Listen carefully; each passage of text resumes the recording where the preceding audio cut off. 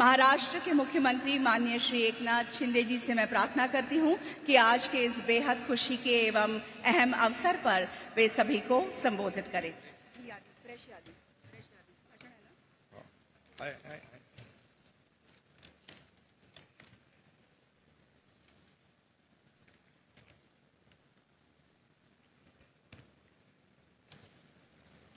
भारत माता की, छत्रपति शिवाजी महाराज की जय श्रीराम।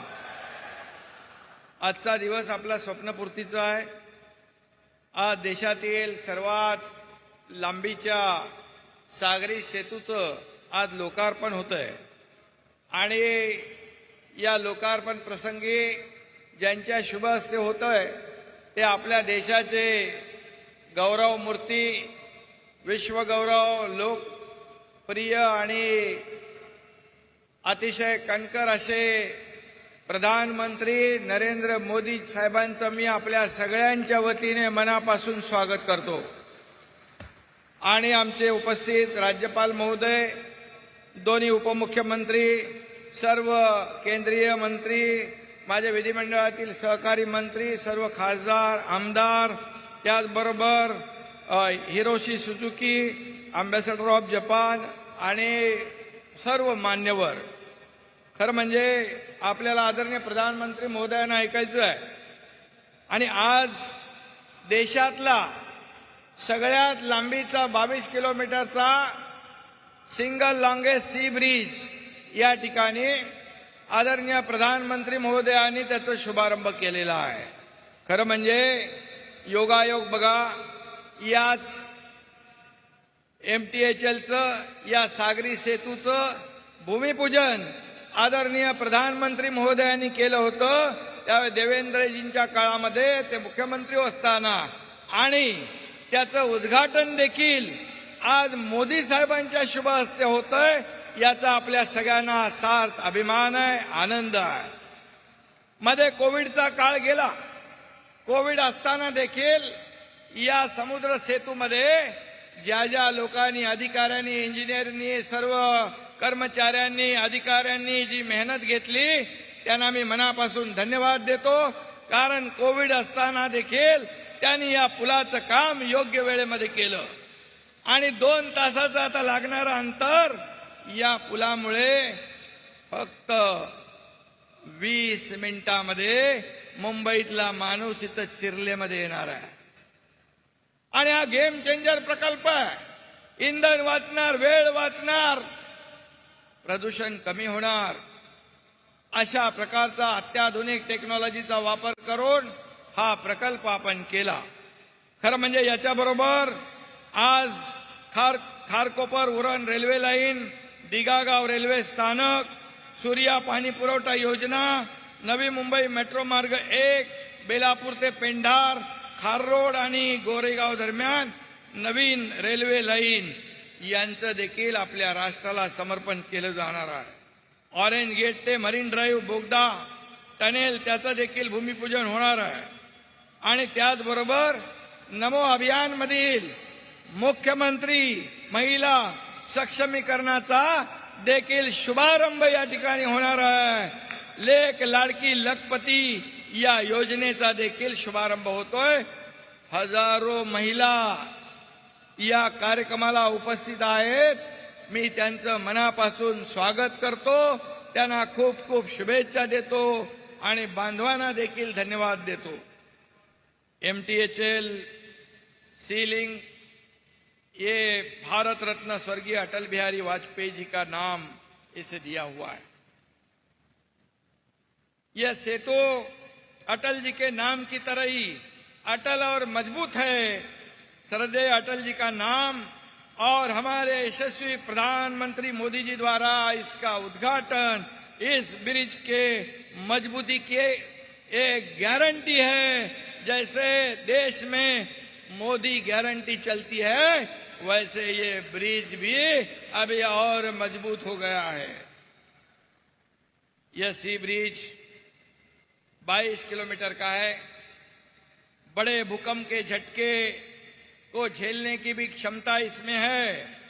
ऐसा ये मजबूत बनाया है। लेकिन आने वाले लोकसभा चुनाव के नतीजों के बाद भूचाल आएगा और हमारे विरोधी पार्टी के लोग उसे झेल नहीं पाएंगे। ये मैं अभी कहना चाहता हूं। ये सत्यता है, ये सच्चाई है। ये सिर्फ शिवड़ी नावा सेवा एक मार्ग नहीं है, बल्कि जीत की ओर ले जाने वाला विकास का महामार्ग है। अन्याय और अत्याचार करने वाले रावण के अहंकार का अंत करने के लिए प्रभु श्री राम की सेना ने समुद्र पर सेतु बनाया था। इस सागरी सेतु के निर्माण से उसी तरह अहंकारी लोगों का अहंकार भी चकनाचूर हो जाएगा। और मैं ये भी कहूंगा, जब महाराष्ट्र में विकास प्रकल्प के भूमि पूजन लोकार्पण को हम जब हमारे आदरणीय प्रधानमंत्री जी को बुलाते हैं, तो प्रधानमंत्री जी हमारा और महाराष्ट्र का उत्साह बढ़ाने के लिए समय हमें देते हैं और आते हैं, लोकार्पण करते हैं। और लोगों में काफी देखा कितना आपके प्रति प्यार है। इतनी महिलाएं, इतने हमारे भाई सब यहाँ उपस्थित है, रोड पे कितने खड़े थे। इतना प्रेम शायद इस देश में नहीं, बिल्कुल बल्कि दुनिया में किसी को भी नहीं मिलता होगा।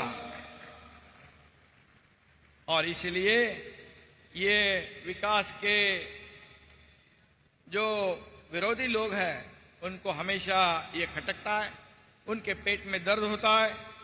लेकिन उनकी परवाह किए बिना हम सरकार का काम, विकास का काम आगे बढ़ा रहे हैं। अगर हम सद्भावना और सहृदय से सेतु बनाते हैं तो लोग अपने आप आपके साथ जुड़ जाते हैं।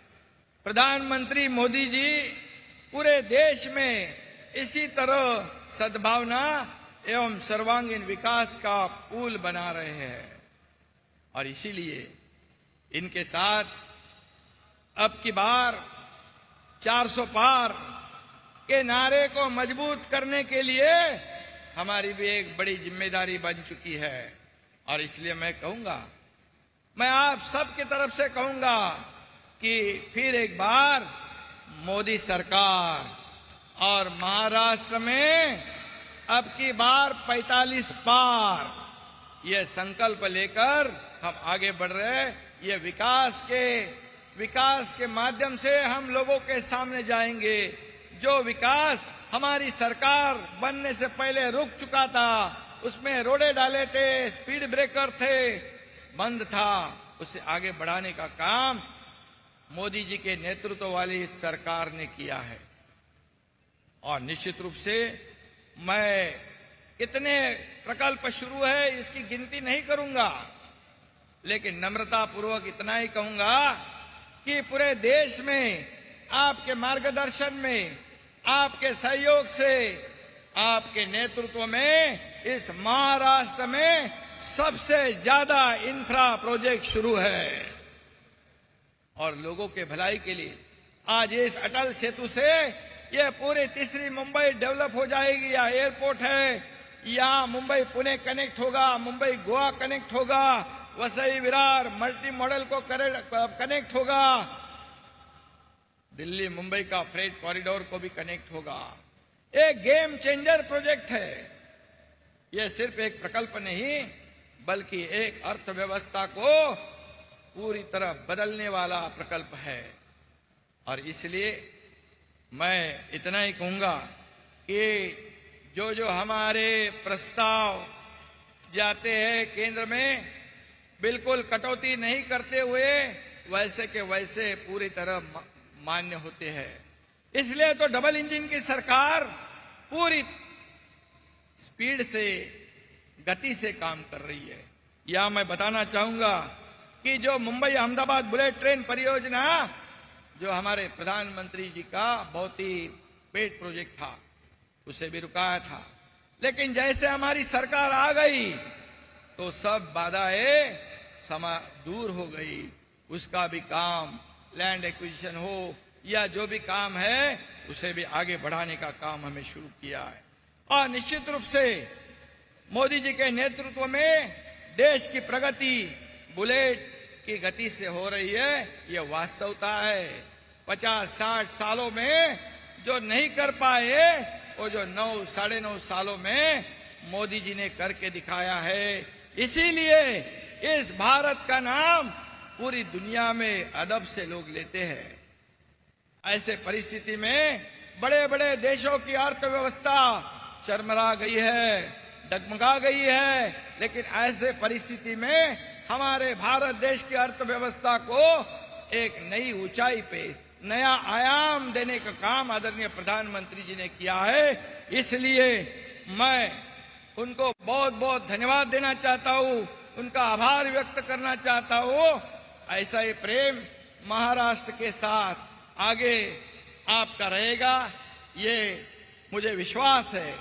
और विकास के बारे में तो कभी भी केंद्र सरकार हमारे साथ है। वंदे भारत हो, ट्रेन के काम हो, जो भी विकास के प्रकल्प हो, केंद्र सरकार हमेशा, जैसे हमारे देवेंद्र जी ने कहा कि चट्टान की तरह हमारे महाराष्ट्र सरकार के पीछे केंद्र सरकार खड़ा है। इसलिए मैं धन्यवाद देना चाहता हूं। आणि लेक लाडकी लखपती आणि आपल्या ज्या महिला बचत गटाच्या महिला आलेल्या आहेत, सीआरपी आहेत आणि हजारोंच्या संख्येने या ठिकाणी महिला भगिनी आल्यात, त्यांना देखील मी मनापासून धन्यवाद देतो, आपलेही आभार मानतो।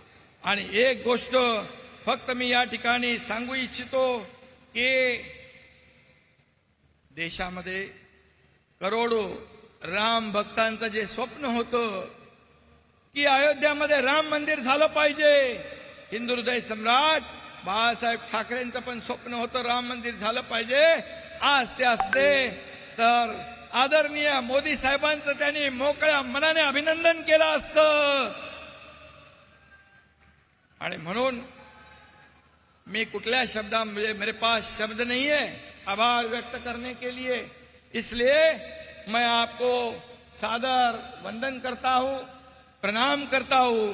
आणि मी आपल्या सगळ्यांना एकदा सांगतो, 2 मिनिटं सगळ्यांनी या अयोध्येमध्ये राम मंदिर निर्माण होतंय यासाठी उभं राहून आदरणीय प्रधानमंत्रींना मानवंदना द्यायची आहे। टाळ्यांच्या गजरामध्ये उभं राहून सगळ्यांनी मानवंदना देऊन जय श्रीरामचा आपण घोषणा करूया, घोष करूया, जय श्रीराम। Thank you.